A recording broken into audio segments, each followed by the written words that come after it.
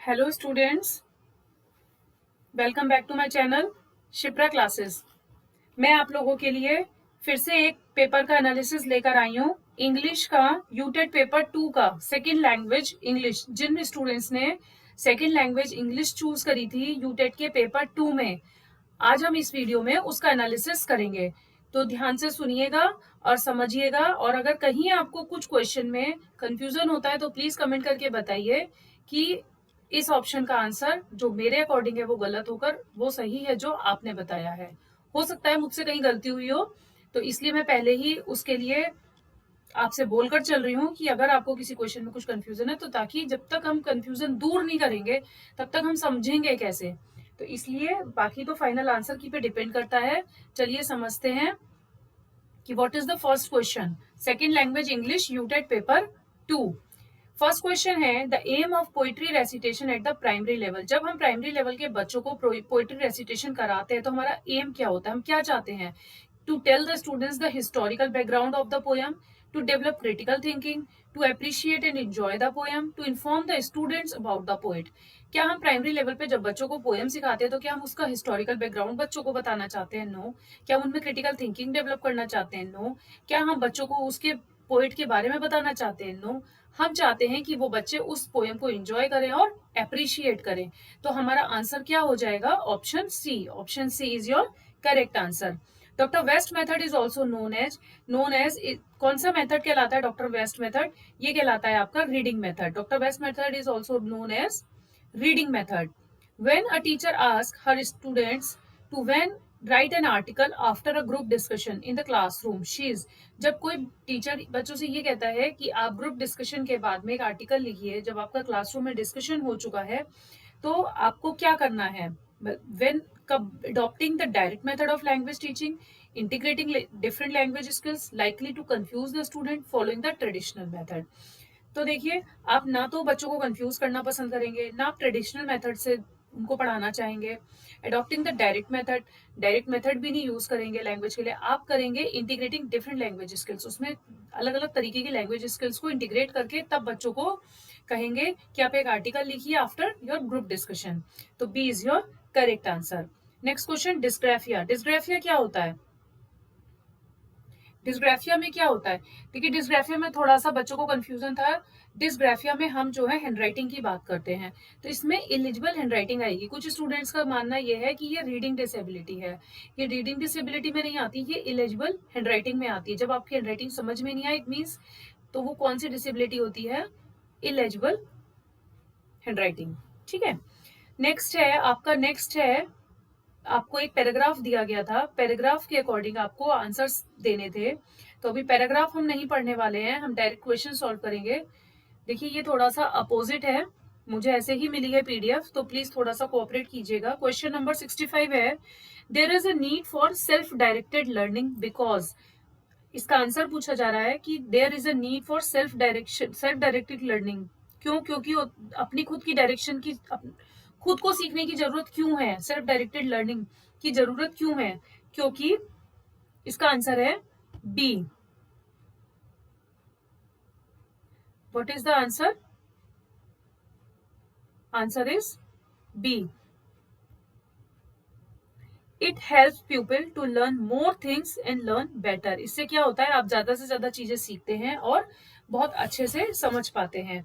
Next question है, while which word best describe self directed learning. अब इसमें से वर्ड बताना है जो खुद को डायरेक्टेड करने के लिए बेस्ट वर्ड है। एक्टिव लर्निंग, पैसिव, कंपल्सरी या फिर रिपल्सिव। ये सब जो है मीनिंग ये पॉजिटिव नहीं आते हैं। Active learning is positive way to describe the self directed learning. Then A is your correct answer. अब नेक्स्ट है, in in self directing learning an individual. Self direction में जब हम खुद से कुछ सीख रहे हैं तो एन इंडिविजुअल क्या है कि टेक्स इनिशिएटिव विद और without the help of others. आपको खुद को इनिशिएटिव लेना है, चाहे आप खुद की हेल्प से करें या फिर किसी और की हेल्प से करें। तो आपका आंसर हो जाएगा option A is your correct answer. Next question है, the modern environment according to the author. Author के हिसाब से मॉडर्न एनवायरमेंट क्या है? 67 का ए हो गया। अभी हम बात करते हैं 68 की। तो 68 में ऑप्शन पढ़िए, the modern environment according to the author restrictive, instructive, less developed या फिर इम्प्रैक्टिकल, इम्प्रैक्टिकेबल। तो ये तीनों वर्ड्स नेगेटिव में आ गए। Instructive is your positive word, तो मॉडर्न एनवायरनमेंट जो है ऑथर के हिसाब से वो इंस्ट्रक्टिव है।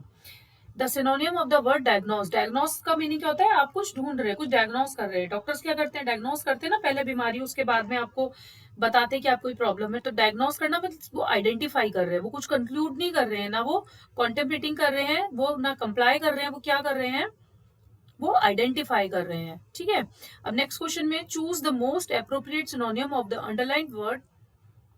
मीनिंग है yearning, yearning to go home. तो यर्निंग का आपको सिनोनियम बताना है, तो इसका आंसर हो जाएगा, एक्चुअली स्लाइड थोड़ी सी अपोजिट है तो मुझे भी पढ़ने में प्रॉब्लम हो रही है। इसका मीनिंग है हैंकरिंग, तो इसका आपको क्या बताना था? सिनोनियम।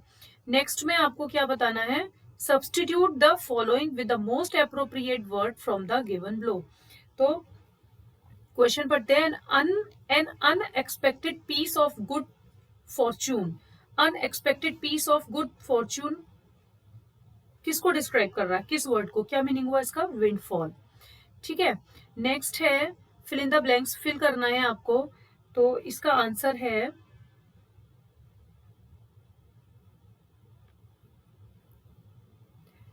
Shri Ram Prasad dash MLA from Uttarakhand. तो यहां पर आएगा an MLA from Uttarakhand. Option A is your correct answer. चलिए नेक्स्ट स्लाइड पर आते हैं।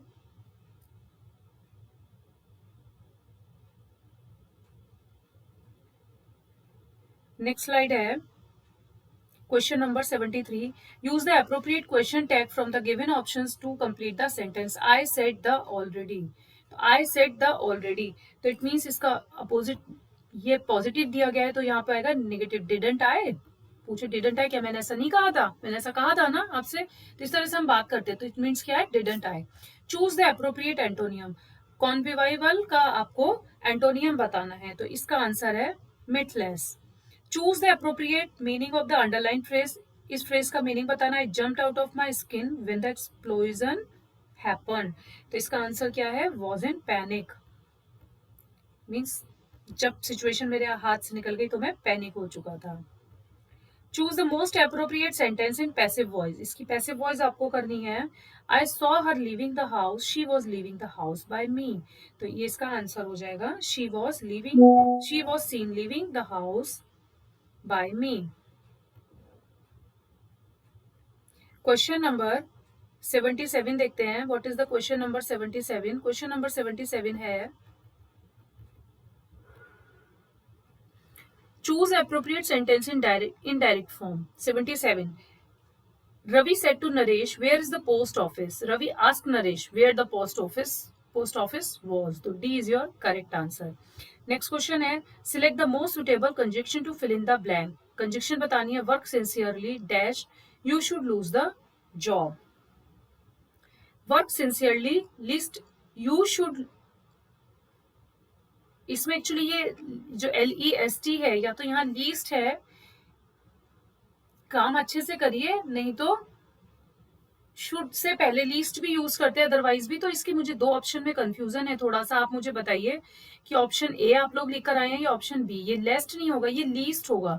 Least you should lose the job, least भी हो सकता है, otherwise you should loss the job. तो ए और बी में कंफ्यूजन है, तो आप बताइएगा कि आप क्या करके आए हैं। ठीक है, इन दोनों क्वेश्चन में, इन दोनों ऑप्शन में से choose the correct form of verb the complete to complete the sentence. Either he or I dash mistaken. तो इसमें क्या आएगा answer? I am mistaken. Either he or I am mistaken. Pick out the grammatically correct sentence from the given options. तो इसका answer क्या होगा? इसका answer होगा the show ended too quickly. Pick out the grammatically correct, जो correct है, the show ended too quickly. ठीक है, ये हो गया आपका क्वेश्चन नंबर 80। क्वेश्चन नंबर 81 से लेके आपके पास है 85 तक अनसीन पैसेज, इसके आपको आंसर्स देने हैं। तो इसके मैं आपको आंसर्स बता देती हूँ, आप चेकआउट कर लीजिएगा। देखिए 81 का आंसर है ए, एंड 82 का आंसर है the shoot out first started in the wasabi restaurant 83 का आंसर है which activity in the passage is not related to the hotel staff is B. Then question number 84 की अगर हम बात करें तो क्वेश्चन नंबर 4 में आपका आंसर है सी। एंड 85 क्वेश्चन नंबर इसमें on the day of shoot out the brave one face death helps those in need. तो ये हो गए आपके 85 तक के आंसर्स। मैंने डायरेक्ट आंसर्स बता दिए, आप एक बार मैच आउट कर लीजिएगा। Suitable, the women is suitable for this post, इसका आपको पार्ट ऑफ स्पीच बताना है, तो इसका आंसर है पार्ट ऑफ स्पीच में एडजेक्टिव। 87 का क्वेश्चन है I came, I saw, I conquered is an example of, तो इसमें फिगर ऑफ स्पीच बतानी है, इसका आंसर है anaphora. Which one of the following alternative is the correct spelling, correct spelling है इसमें ग्रेट्यूटस, ठीक है। द नेचुरल इनडायरेक्ट मेथड 89 का आंसर है reaction to the translation cum grammar. Which of the following means phonetic cum graphic, तो इसका answer है reading. तो ये हुई हमारी वीडियो कंप्लीट। अगर इसमें किसी क्वेश्चन में आपको कुछ प्रॉब्लम हो तो प्लीज मेरे साथ डिस्कस कीजिएगा, अदरवाइज हम देखते हैं फिर अगर कोई प्रॉब्लम होती है तो आंसर की से चेक करेंगे। और do like, share and subscribe to my channel and thank you for watching.